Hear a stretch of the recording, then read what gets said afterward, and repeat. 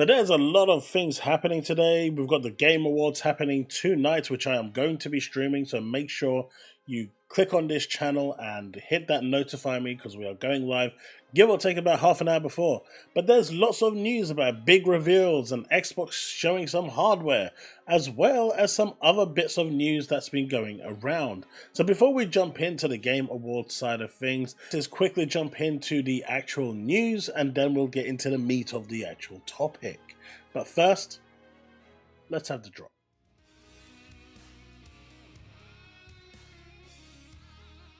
Alright, so the first piece of news that we have is that Xbox has started testing streaming your games, the ones that you have purchased, directly to your Xbox. It's part of the expansion of streaming your own games, as Tom Warren says, letting you jump into a game you own without having to install the whole thing.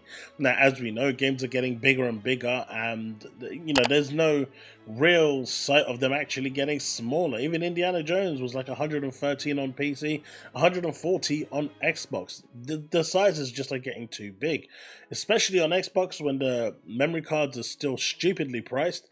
This is a welcome addition. However, they do kind of need to up the quality of xCloud. Now that they're really pushing the cloud platform, they do need the quality to improve. The latency, I'm not complaining about at all, but the overall visual fidelity, that leaves much to be desired. It is essentially, on the busy times, running on a Series S, and they kind of need this now to properly be running on a Series X.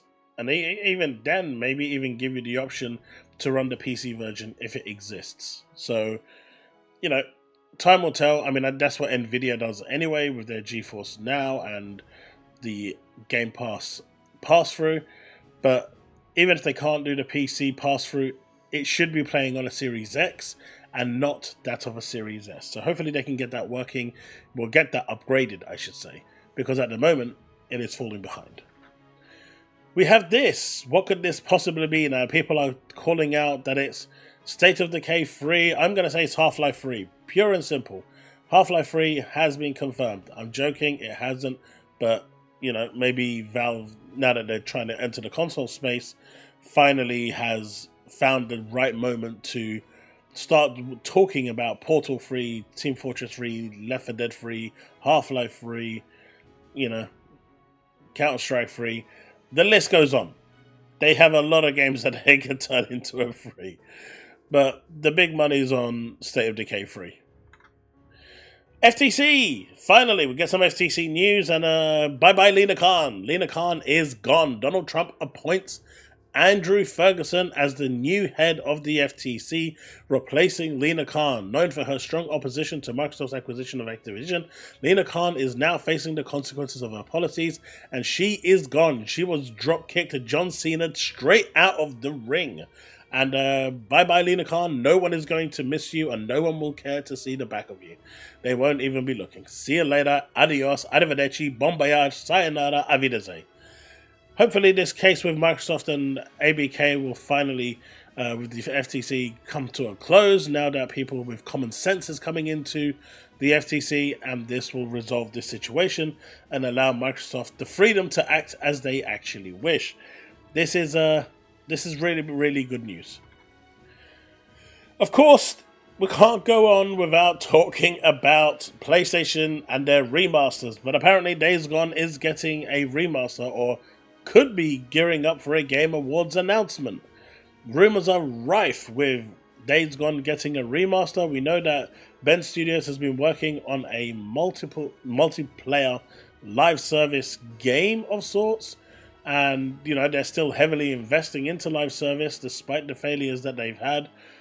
They're still seeing that the live service is the way forward, considering Destiny has failed, Concord has failed, their third-party contract with Foam Stars has failed. They're not getting any luck. The only real attention they got was Helldivers 2, and they single-handedly killed that game as well. So, though Helldivers was a success, they crippled it with all the nerfs and political BS that followed suit, especially in regards to the Steam side, which pretty much carried the game, to be fair. So, it is what it is. But apparently this is happening, and this is where it is. That said though, of course, if you've made it this far, do consider leaving a like, subscribe, hit that bell to stay up to date of all content I release. Let's see if we can get to 150 likes. That is the challenge I'm setting you today on the eve of the Game Awards, which we will be streaming today on YouTube, so make sure you turn up for that. Right, so lots of talk about what's going to appear at the Game Awards. Apparently 2 big announcements are going to be made. Probably going to be GTA and Gears E-Day going to 2026, which isn't really a big announcement because everyone kind of knows that's where they're headed. No one really expects GTA 6 to release in 2025, and those that do are on a Hail Mary. And the one person I know that I think on the planet that believes Gears E-Day is releasing in 2025 is probably still holding on to that one final straw, wishing it will do. Obviously it's not. It's going to be a 2026. It's going to be launching probably alongside the next console. That said though, there are 2 big announcements that are said to be coming, and of course hardware announcement. Now there are some out there that believe that the next Xbox is going to be shown here at the Game Awards. That's not going to happen. The next console is still, at least a year away from being unveiled. The handheld is still a few years out from being out of prototyping. They're still R&Ding, so that's still not going to be there. We've already know that from Phil Spencer in his interview.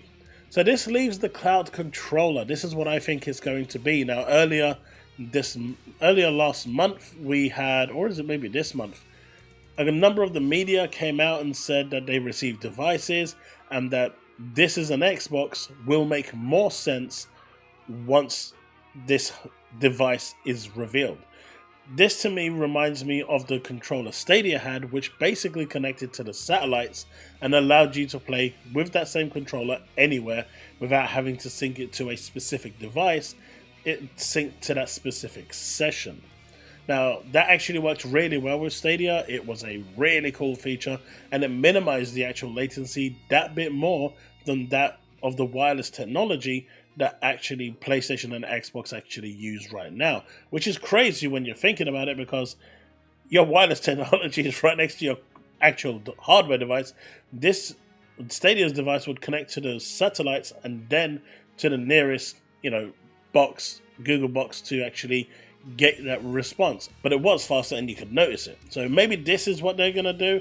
I mean, that's what I think it's going to be. I don't believe it's going to be a console. I don't believe they're showing you the handheld. They're just too far out. But I do believe that what we potentially could be seeing is the new Xbox controller that not only acts as a controller for the console and your PC, but in terms of cloud play, it will connect to any session that you have, and that is going to be a pretty big deal, especially in the world of cloud gaming, because it just simplifies connecting your controller to your device and making you game that bit faster.